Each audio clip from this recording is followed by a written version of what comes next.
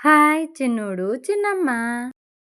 పిల్లల చేత చాక్లెట్లు మానిపించమని ప్రతి ఒక్కరూ చెప్తున్నారండి. ఇన్‌స్టాగ్రామ్‌లోని ఎక్కడైనా సరే. ఎందుకనంటే ఆటిల వల్ల మనకు ఉపయోగం లేదు. కానీ ఎవ్వరూ వినరు, ఎవ్వరూ పట్టించుకోరు. షాపుల వాళ్ళు అమ్ముకుంటూనే ఉంటారు. మన పిల్లలు కొంటూనే ఉంటారు. కానీ అది ఎంత అనారోగ్యం అందరికీ తెలుస్తుంది. కానీ ఎవ్వరు మాత్రం పాటించట్లేదు. ఆ లేస్ ప్యాకెట్లు, జెమ్స్ అనేది మహా ఘోరమైంది. టీవీ ఓపెన్ చేయగానే మంచి మంచి అడ్వర్టైజ్‌మెంట్‌లాగా ఎలా చూపిస్తున్నారంటే, మనం వెంటనే షాప్‌కెళ్ళి కొనేసుకొని తెచ్చేయాలి, తినేయాలి అన్నంత ఆతృత కలిగిచ్చేస్తున్నాయి ఆ టీవీ ఛానల్స్‌లో. టీవీ ఛానలోడికి రేటింగ్ రావాలి, చేసే వాళ్ళకి డబ్బులు రావాలి, మనం హాస్పిటల్ పాలవ్వాలి. అదే మెయిన్ కాన్సెప్ట్. చాక్లెట్లు తినొద్దని ప్రతి డాక్టర్లు కూడా చెప్తున్నారు. కానీ ఎవ్వరూ వినట్లేదు.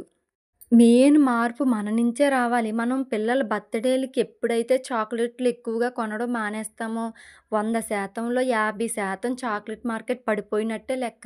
ఎందుకనంటే స్కూలుకి వెళ్ళి పిల్లలే పుట్టినరోజుకి బ్యాగులతో పట్టుకెళ్ళి మా ఫ్రెండ్‌కి ఇయ్యివ్వాలి, మా టీచర్‌కి ఇవ్వాలి అని వాళ్ళే ఖర్చు పెడుతున్నారు ఎక్కువ. స్కూల్ యాజమాన్యం చెప్పదు. కానీ మనం చెయ్యాలి. మనం చేయలేకపోతున్నాం. ఒక్క తల్లి ముందడుగేస్తే అందరూ వేసినట్టే. చాక్లెట్‌లివ్వాలి. ఓ రూపాయి చాక్లెట్ ఇవ్వండి. లేకపోతే ఇంకా బోలెడు ఆల్టర్‌నేటివ్ ఉన్నాయి. మన పిల్లల ఆరోగ్యాన్ని మన చేతులతో పాడు చేస్తూ దగ్గులొచ్చాయి, జలుబులొచ్చాయి, కఫం పట్టేసింది అని హాస్పిటల్ చుట్టూ తిరిగేది కూడా మనమే కదా!